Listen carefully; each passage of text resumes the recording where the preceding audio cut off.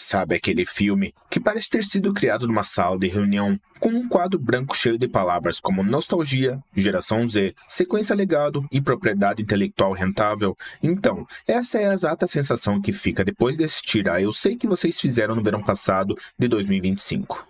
A gente entra no cinema esperando uma reinvenção, ou no mínimo uma homenagem decente a um clássico do terror adolescente dos anos 90, e sai com a impressão de ter visto um produto. Um produto que existe mais porque alguém no escritório percebeu que a marca ainda tinha algum valor do que por uma história que precisava de fato ser contada. Enfim, antes da gente continuar, olá, eu sou o Gabriel e no vídeo de hoje vamos falar de uma sequência de um clássico dos filmes slasher dos anos 90 que eu já trouxe aqui no canal. O link vai estar na descrição, então antes de ir lá conferir, caso não tenha visto ainda, já deixa o like no vídeo que assim você ajuda o canal e também se inscreva para não perder os próximos vídeos. E também me segue no Instagram para acompanhar as novidades e também na Twitch. Todos os links vão estar na descrição e vamos ao vídeo.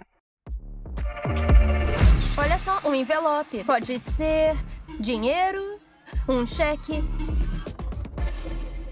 Dirigido por Jennifer Kaytin Robson, o filme se vende como essa ponte entre gerações. Uma sequência legado, como já vimos em tantas outras franquias, como o Pânico 5 de 2022 ou ainda o Halloween de 2018. Obras que prometem honrar o passado enquanto dialoga com o presente. A ideia no papel é até interessante. O problema é que na prática, ele tropeça na própria ambição e acaba se tornando um exercício de mediocridade, que ironicamente serve mais para nos lembrar do quão minimamente era melhor o filme original de 1997. Ele se encaixa perfeitamente naquela onda de continuações e reboots que parece ter medo de desagradar, optando por uma abordagem tão superficial que mais parece um eco distante do que ter uma voz própria. Só que aqui, logo no ponto de partida, que o filme comete seu primeiro e talvez maior erro. No original, a culpa era o motor de tudo. Julie, Ray, Ellie e Barry eram diretamente responsáveis pelo que aconteceu.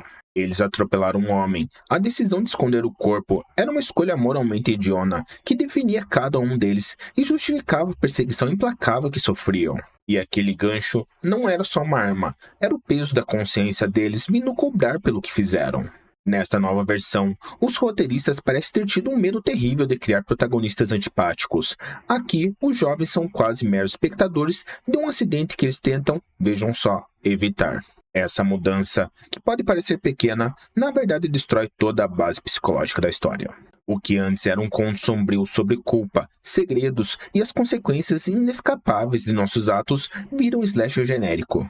E com isso, a perseguição perde seu fundamento emocional, porque a gente deveria se importar com o destino deles se o dilema moral que os definia foi completamente diluído. Eles não carregam o peso de uma escolha terrível, eles carregam o peso de um roteiro covarde, e isso, infelizmente, não gera a mesma tensão. Ai, meu Deus. Eu vou ligar pra polícia. Vamos relaxar! E aí a gente chega no novo elenco, que coitados, tem a missão quase possível de dar a vida a personagens que parecem ter saído de um manual de como escrever jovens para o cinema em 2025.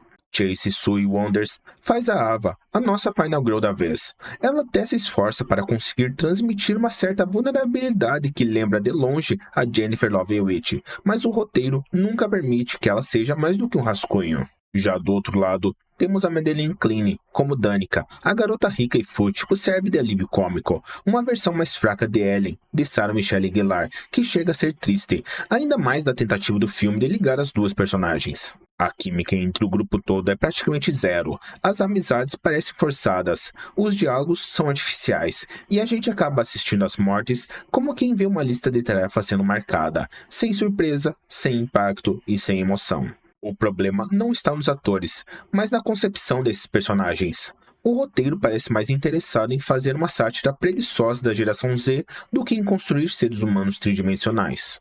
Todos eles falam numa linguagem jovem, que soa escrita por alguém que nunca conversou com um adolescente de verdade. É uma tentativa tão forçada de ser relevante que acaba tendo o efeito contrário, aliena o público que deveria se identificar com eles e expõe uma visão limitada e até um pouco condescendente com quem acompanha. A tecnologia e as redes sociais, que poderiam ser ferramentas incríveis para explorar os medos contemporâneos, são tratados como adereços, um checklist de tendências para dar uma cara de moderno ao filme. E então, no meio desse vácuo de carisma, o filme joga sua maior cartada, o retorno de Julie James e Ray Bronson. A presença de Jennifer Love Hewitt e Fred Prinze Jr. é ao mesmo tempo a melhor e a pior coisa que acontece aqui no filme. Hewitt, agora uma professora de psicologia especializada em trauma, uma escolha de carreira que faz sentido com a personagem, traz uma gravidade, um peso para a tela que expõe a fragilidade de todo o resto. Cada olhar dela em cantos escuros carrega os fantasmas do passado. Já Prinze Jr., como dono de um bar local, mostra uma maturidade e uma melancolia que seu personagem jovem nunca teve. Ele é um homem que sobreviveu, mas que nunca esqueceu, e como vamos ver ao longo do filme, não vai deixar ninguém esquecer também do que aconteceu. O paradoxo é que a força dele só serve para iluminar a fraqueza de todo o resto. A presença dos veteranos cria um desequilíbrio gigante. Os personagens mais interessantes são de longe aqueles que a gente já conhecia, e eles são reduzidos a meros guias. Há dispositivos de roteiro para empurrar a trama dos novatos para a frente. A interação entre as gerações, que tinha um potencial, é explorada de forma superficial. Em vez de construir uma história que se sustente sozinha, o filme usa a nostalgia como uma muleta. Ele constantemente nos lembra do filme de 97, com piscadelas e referências que só funcionam para quem já é fã, criando a sensação de que estamos vendo um show de reprises bem mal montado, e não um capítulo novo de verdade. E se alguém viu a gente? Além da gente, ninguém sabe o que aconteceu. Do ponto de vista técnico, o filme também não se ajuda. A direção parece entender de forma muito limitada o que faz o terror funcionar. O suspense é quase todo baseado em jumpscares preguiçosos, aqueles que você vê chegando a quilômetros de distância. A trilha sonora sobe, o personagem olha para o lado, silêncio e bum! O vilão está lá do seu lado, só esperando a câmera voltar para os personagens para começar a correria. É uma fórmula tão gasta que não assusta mais, apenas irrita. Falta uma confiança para construir tensão de verdade, para usar a atmosfera, o som e a sugestão para criar um sentimento real de perigo. O próprio assassino do gancho, que deveria ser essa figura icônica e aterrorizante, aqui é quase um funcionário do mês. Ele aparece nos momentos convenientes para o roteiro, executa sua tarefa e desaparece, sem nunca estabelecer uma presença que realmente nos dê medo ou uma motivação que nos convença. A direção de Robson é competente, no sentido que a câmera aponta para o lugar certo e a iluminação funciona, mas falta uma assinatura, uma personalidade visual. O tom do filme fica perdido num limbo, sem saber se quer ser um terror sério ou uma paródia autoconsciente como o Pânico fez tão bem, e essa indecisão prejudica o todo. E essa é a questão central. Eu sei que vocês fizeram no verão passado de 2025, não sabe o que quer ser. Ele flerta com a metalinguagem, mas de forma tão tímida que não chega a lugar nenhum.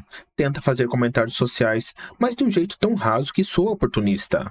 É um filme preso entre a homenagem e a paródia, que não tem coragem de rir de si mesma, e o resultado é uma obra que não satisfaz nem quem gostou minimamente do filme original, ainda mais com a motivação do vilão no final que chega a beirar o absurdo, e nem o novo público, que não encontrará motivos para se conectar com o novo filme. Ao se passar na mesma cidade de Southport, usando os mesmos cenários icônicos como o Pier, o filme se condena a viver à sombra do original.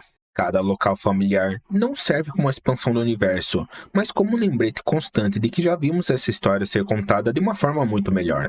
É um filme assombrado pelo passado, não de uma forma temática e interessante, mas de uma forma que revela suas próprias limitações criativas.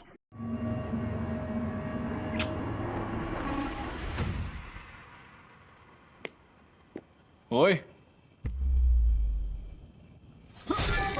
No fim das contas, eu sei que vocês fizeram no verão passado é o exemplo perfeito de como a nostalgia pode ser uma armadilha. Ele é um filme desnecessário e ao mesmo tempo insuficiente. Não oferece nada de realmente novo para justificar a sua existência e falha em capturar a magia que fez do original um sucesso naquela época. A sua maior falha não é ser um desastre completo, daqueles que viram piada. Talvez isso fosse mais divertido. Seu maior pecado é a sua mediocridade calculada, a sua falta de ambição. É um filme que se contenta em ser ok, em ser assistível e em não ofender ninguém. É um lembrete melancólico de que nem toda franquia precisa ser ressuscitada, principalmente quando a única motivação parece ser o dinheiro. Ele sabe o que fez no verão passado, mas parece ter esquecido completamente o porquê, e essa falta de propósito é algo que nenhum gancho afiado consegue consertar.